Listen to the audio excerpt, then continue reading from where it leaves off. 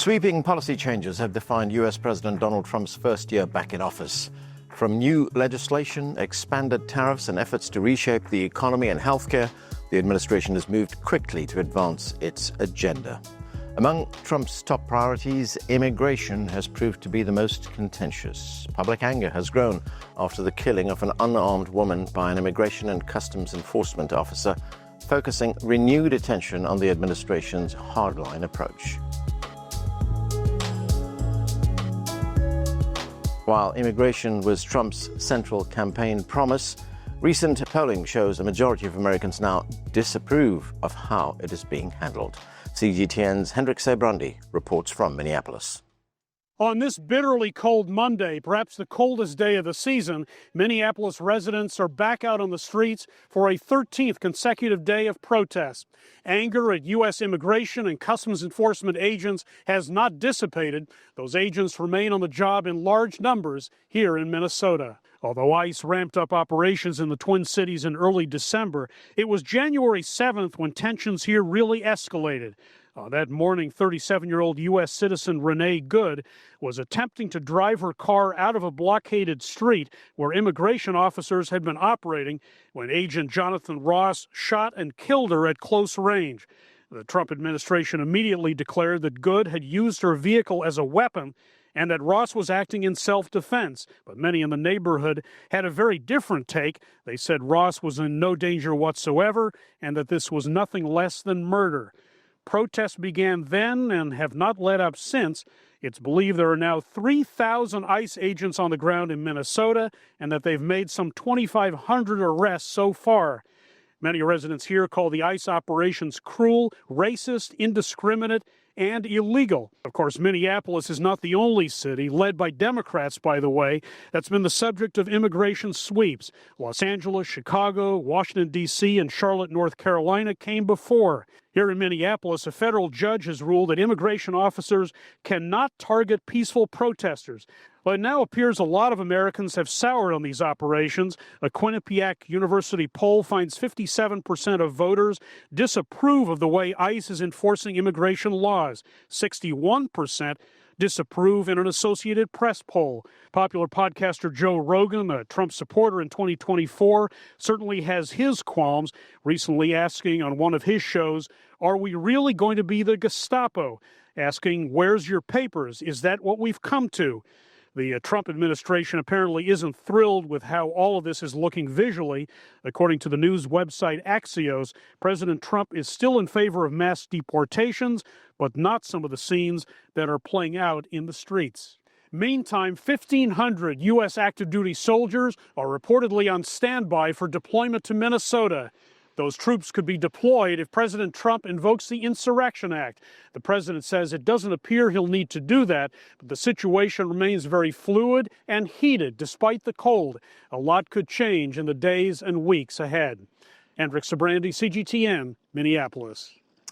To discuss this and more, let's bring in our guests. Joining us from Miami, Jadan Horyn is a political analyst. Here with me in the studio, Douglas Sloan is principal at National Capital Strategy Group. From New York, we're joined by Margaret Kimberley. She is the executive editor of the Black Agenda report and author of Prejudential, Black America and the Presidents. And here in Washington, D.C., Abel Nuñez is the executive director of CARECEN. That's the Central America Resource Center, which helps Latino immigrants adjust to life in America. Welcome to all of you. Abel Nuñez, let me start with you. There has been a public outcry over Trump's immigration crackdown. We've seen these National Guard deployments, ICE deployments in many cities, Minneapolis being in the news recently, but they've also been in Los Angeles, in Portland, as our reporter told us. They've been in Chicago, D.C., as well as Charlotte in North Carolina. They've also been no king protests that we've seen on the streets. And if we look at some of the numbers, more than 100,000 visas have been revoked since Trump returned to office, and more than 605,000 people have been deported. What is the feeling among minority migrant communities when we see, the forceful tactics that ICE have been using, and the fact that in many instances there are U.S. citizens who've been stopped by ICE? Yeah, so thank you for having me. The reality is that people feel scared, feel targeted. Just on Friday, I had an example of a staff member whose brother, a U.S. citizen, active member of the Marines, was arrested by ICE in Minneapolis. And so that tells you that they're overreaching, that there are many ways that they can enforce immigration law, but the way they're doing it now is just in a way that's cruel, that's very visceral because they want to show that force, but that force is coercive, and that force is more than what the U.S. Population wants. And like your previous piece showed, it is coming up in the polls. People do not like the way that this government is overreaching, how they're attacking people. Because for immigrants, it's not just the enforcement, but it's the way they're cutting down humanitarian programs, cutting off visas, eliminating 75 countries in terms of more vetting. The reality is that what he wants to stop is migration from the global south, brown and black people. I keep saying that he's always said that he wants people from Denmark and other places. It is very clear that his agenda is not an agenda that the American people want. Jadan, Horyn, let's talk a little bit about those polls and what it means for Trump and the Republican Party. The president would appear right now to be out of sync with what the American people think on his immigration policies. Looking at an AP NORC poll, 61% of U.S. adults disapprove of Trump's handling of immigration, and about 50% of U.S. adults say Trump has gone too far in the way in which he is deporting undocumented migrants. Of course, all of this is political. So what does it mean for not just President Trump, for President Trump and the Republican Party? Yeah, what's really interesting about this is that the American people unequivocally disapproved of the previous administration's immigration policy, and obviously elected President Trump. But I think there's always a bit of dissonance and disconnect between the electorate's disillusionment with a particular situation and then the application of policy. The American people obviously wanted immigration to be addressed, and it is being addressed. And the way it's being addressed, it appears, through a war of attrition, through media and propaganda, both by Democrats and Republicans, that the administration is losing. And they're losing the public perception battle, and its impact is going to be felt in the midterm elections. Now, that being said, when you ask most Americans how immigration should be enforced, that's where the devil's in the details with most of these polls, because most of them do agree with the removal of criminal illegals and the enforcement of those things. And yet you see that when the media represents these individuals being deported and arrested, the presentations in the media and the public opinion is against that. So there is that dissonance, there is that disconnect, and you have to ask the American public, once again, just like with healthcare, because immigration is a persistent problem, just like healthcare is, there's a perpetual problem. There are solutions, but we don't like the solutions, and we also don't like the problem. So it'll oscillate between one party's enforcement and the other party's lack of enforcement, perpetuating the cycle. And I think President Trump thought he had a mandate on this issue, and for whatever reason appeared not prepared for either the media backlash or the political backlash on the part of Democrats and their ability to message on this. And that is just something that Republicans are going to have to face going into this midterm that is going to cost them the House and possibly the Senate, and the retrenchment of most of these, enforcement procedures and mechanisms. Douglas, you want to respond to that? Yeah, well, regarding the immigration piece, I wholeheartedly agree that Americans do want dangerous criminals that are immigrants deported back to their home countries. But the problem is that Trump and ICE are targeting immigrants that are working at Home Depot, that are going to their immigration status hearings, that are working at chefs in restaurants, and hard-working citizens that are following the rules that were set forth by our government. So I think that's where some of the disconnect is, that, we have no problem with dangerous criminals being deported, but we're now seeing law-abiding immigrants that are helpful in our society, that are a part of our society, that are our neighbors, that are our friends, that are being targeted and aggressively arrested and deported. And that's where a lot of the problem lies. Right. And Douglas, as I said earlier on, most of these things boil down to politics. What are the Democrats doing about this? Well, right now they're in the middle. They're going back into a lot of their districts or speaking out against it. It's, Trump is sending softballs across the middle of the plate for Democrats to hit out the park. It's very easy to speak out against the violence. It's very easy to speak out against the random targeting of often innocent immigrants and American citizens that are also getting caught up in sweeping nets now. And, it's just a matter of, okay, we're speaking out against it. We're going to try to stop it. I think that they're talking about in terms of using legal means in Congress to push back against some of what Trump is doing. And, at some point, I know earlier on, we were pushing back against National Guard deployment in our cities. And I spoke out against that. And I know our friend Jadan Horyn wasn't a fan of the Posse Comitatus Act, which made that illegal in the cities. Right. But, Trump was pushing that anyway. And we were able to push back against that, the National Guard being deployed. But now we're dealing with ICE. Yeah. So I know that the Democrats are seeking legal remedies within Congress to push back against this. But, all of it's going to come down to how we do in the midterms. Excuse me, how the Democrats do in the midterms. Right. Before we move on, Jadan, I just want to get your view, and if you could be brief, please, on the fact that in one of his latest actions, President Trump is suspending legal immigration into the United States. What's behind that? Yeah, President Trump ran on clamping down on immigration, period. Most people interpret it as illegal, but fundamentally, there is the isolationist part of the America First movement that believes that America is only for Americans and that immigration is the source of many problems related to affordability and lack of economic prosperity and opportunity for Americans. Yeah. Margaret, Kimberley, great to have you with us. Welcome to the show. Now, the United States Department of Justice says it will not be investigating the shooting and killing of Renee Good in Minneapolis, nor will they be investigating the murder of Keith Porter, who was shot to death by an off-duty officer in Los Angeles, nor the death in detention of an ICE detainee, Geraldo Lunas Campos. But the FBI will be investigating political leaders in Minnesota, and the FBI Director Kash Patel said this is it's organized to criminally disrupt and cause chaos in our communities. What do you make of all of this, and what kind of precedent is this setting?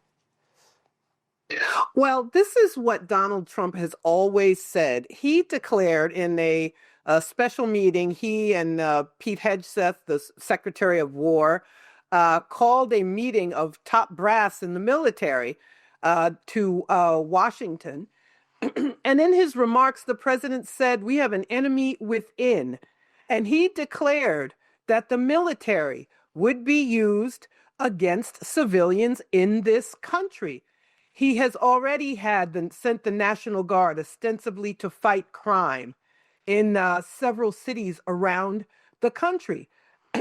So this is part of Trump's policy to use the force of his office, to use the military against anyone and anything he does not like. People have the right to protest. We have a First Amendment, or at least we did. So Kash Patel's statement is just nonsensical and it's illegal.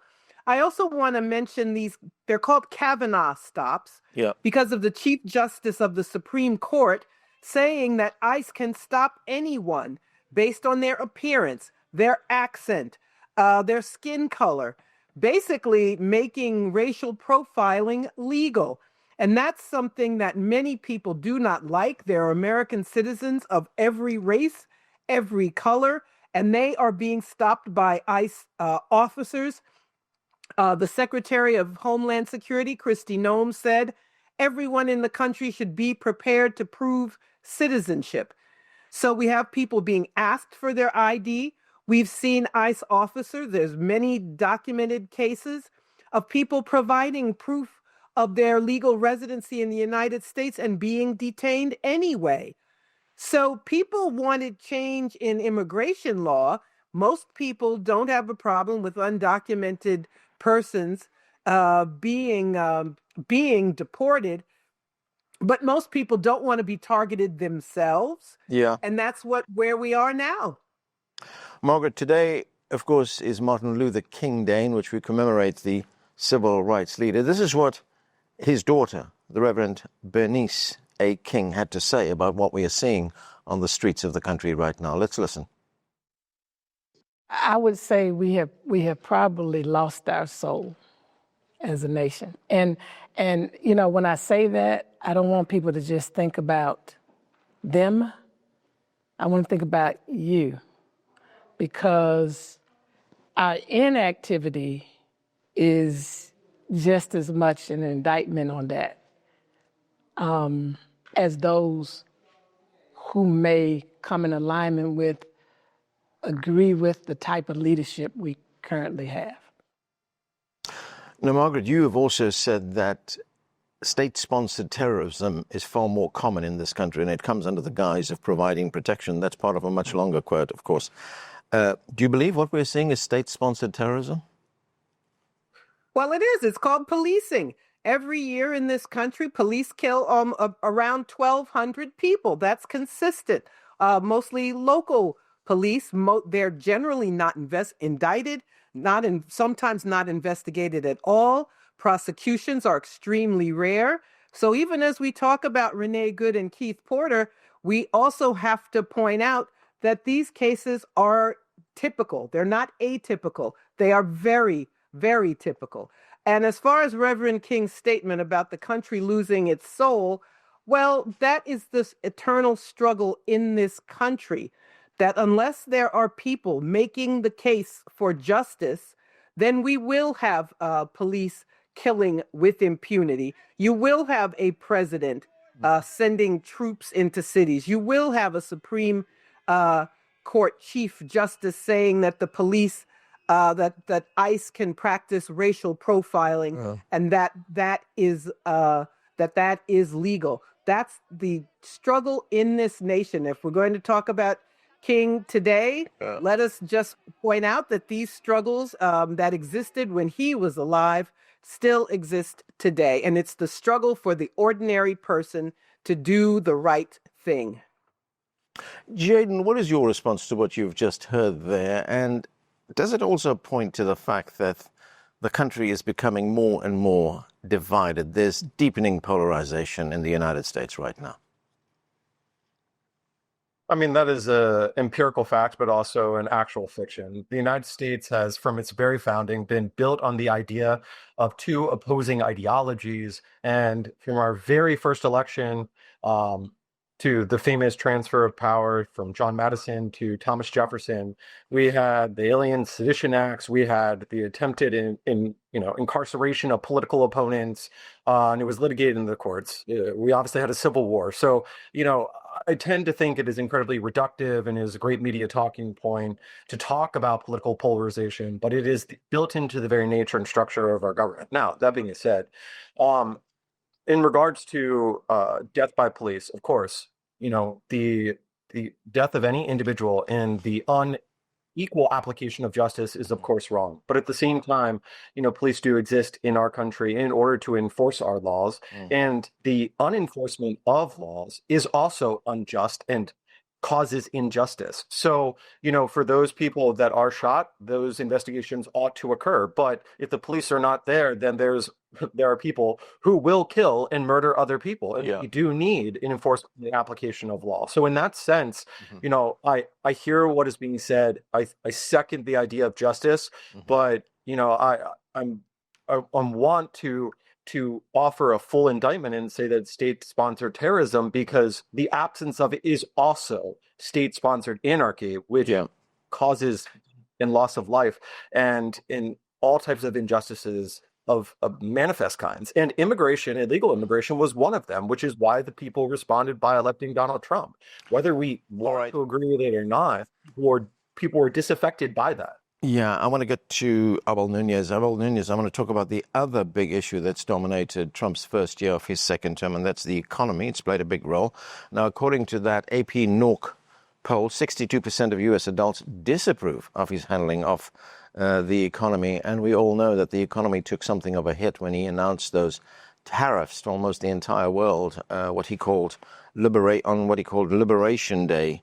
The United States Supreme Court is currently looking at the legality of those tariffs. But have these tariffs, when you look at it now, and how it affects people, and mainly people in the lower income group, how it becomes a political liability for the president? Well, we have to be clear that right now, in this country, the rich are getting richer and the poor are getting poorer. And that gap is going to create a lot of issues, not just for the politicians and the rhetoric that it said, but in real terms. The community that I serve is struggling to survive outside of the immigration enforcement. It is about how life is just much harder for them to exist. Jobs are getting scarcer. But if you're wealthy in this country, you're having a great time, right? So when you look at the polls also, or the way we consume, you see consumers at the higher end spending a lot of that money, and you have consumers at the lower end unable to sustain themselves. And so I think that also creates social instability. So when you look at Trump's administration, so not just the immigration enforcement, but the way he's handled the economy and the tariffs, and the nature of how he just deals in transactions, right? So he tries to bully everyone and basically makes individual deals with people. You can see that from the way he pardons people. You can see that by the way where those tariffs are getting imposed. You can see that in how you had the opposition leader of Venezuela coming, understanding that she had to give her the prize that she had once being recognized for the Nobel Peace Prize, because that is something that he wanted. And so this is the craziness that we have at this moment. And I just want to say also that, to put it in the context that Democrats don't enforce or that Republicans enforce, it's not true. Enforcement has always existed. People agree that people that commit crime should pay for that crime. And if they're immigrants, they should be expelled from this country. It is in the way you enforce it and the ways laws are created. And this is where both the right and the left has led us down as a nation, because Congress has had the opportunity to create programs that really strengthen our community and protect immigrants, but they have left the status quo that has led us to where we're at. And where we're at is a lot of disorder, a lot of pain, and a lot of lack of injustice. We have to remember that a lot of people are now comparing ICE to the Gestapo, which I think is not the correct thing. I think this is an American brand. We need to compare them to the slave catchers of the day, which were the initials of our police, which they were authorized by the government to ask papers for anyone that they thought was a slave. And this is what they're thinking. They're profiling a specific community, asking them to prove that they are who they are and that they have a legal right to be in this this country. Douglas, I want to get back to the economy and the fact that there's great disapproval of the way Trump is handling this economy. This provides an opportunity for Democrats, doesn't it? Although we saw back a few months ago how Democrats had to take the blame for the government shutdown to some extent. I think it does provide a great opportunity for Democrats. The economy is not doing well right now. Trump said he was going to lower grocery prices. That didn't happen. He said he was going to lower gas prices. That didn't happen. He said he was going to lower energy costs. That didn't happen. He said he was going to revive the auto industry. That didn't happen. And you can see the results of all these failed promises in the polling. Trump is underwater by an aggregate percentage of 16 points, as high as 19 points in some polls. And, it's in every single subject matter, down 11 points in immigration, down 14 points in foreign policy, down 16 points in the economy, down 18 points when it comes to tariffs and trades. And of course, we're not even going to mention the Epstein files. It's down 38 points there. So, all of this is great. It looks like a perfect storm for a blue wave that's going to happen in the midterms and everything. And again, the Democrats have to go into the districts. They have to be focused and deliberate regarding their talking points. Trump is giving something new for you to talk about every day. Just today, I found out that he was using not getting the Nobel Peace Prize as a rationale to invade Denmark. and Greenland. Excuse me, invade Greenland, which is obviously part of Denmark. And that's crazy. So, yeah, the Democrats, this is a target-rich environment for Democrats, and there's a lot to speak on, a lot to take advantage of. And, yes, Democrats should be taking full advantage of this going into the midterms. And like one of the speakers said earlier, we can win the House and the Senate. Okay. Margaret, one final point, and this has got to do with how politics has unfolded under Trump in his first year. You know, there seems to be some kind of invisible constituency in the United States when it comes to very important issues. We were talking about the economy. The other big issue, of course, is healthcare. And we've seen so many people who are now facing very steep increases in the cost of the premiums they will pay to get healthcare. These are very sharp increases. I mean, there's talk of another vote being held very soon to subsidize, to fund these subsidies. But where do you see this heading? I believe these, unfortunately, nothing is going to be done. The so-called opposition, the Democratic Party, has not stood up the way they should have. They could have continued the shutdown. They had support to continue the shutdown. There are millions of people who now cannot afford their health insurance coverage and are trying to decide if they will go without it or not. The Democrats' plan, such as it is just to assume Trump will remain unpopular and they will win the midterms. I think that's a very dangerous strategy, or guess I should call it a non-strategy, for them to follow. We're seeing the essence of the Democratic Party being exposed, a phony opposition, a marketing brand that does not really oppose the Republican Party, captive of corporate interests, just as the Republicans are. And so we see people are going to suffer. This should be a huge issue. We have everything we've talked about, people being asked for their papers, citizens being snatched by ICE, people who can't afford their health insurance, and the Democratic response, if any, is incredibly weak. They're hoping to win without having to say or do anything. And I believe that's very dangerous for them. Obviously, it's bad for the people of this country because we don't have representation in the duopoly, but they should not assume that they can win by saying and doing nothing. Trump and the Republicans can still win the midterms. That's it for this edition of The Heat. I'm your host, Anand Naidu, in Washington, D.C. If you have comments or questions you want us to follow up on, please leave a comment in the app or email heatpodcast@cgtnamerica.com. And if you'd like to support the show, the best way is simply to share it with someone who might enjoy it. See you next time.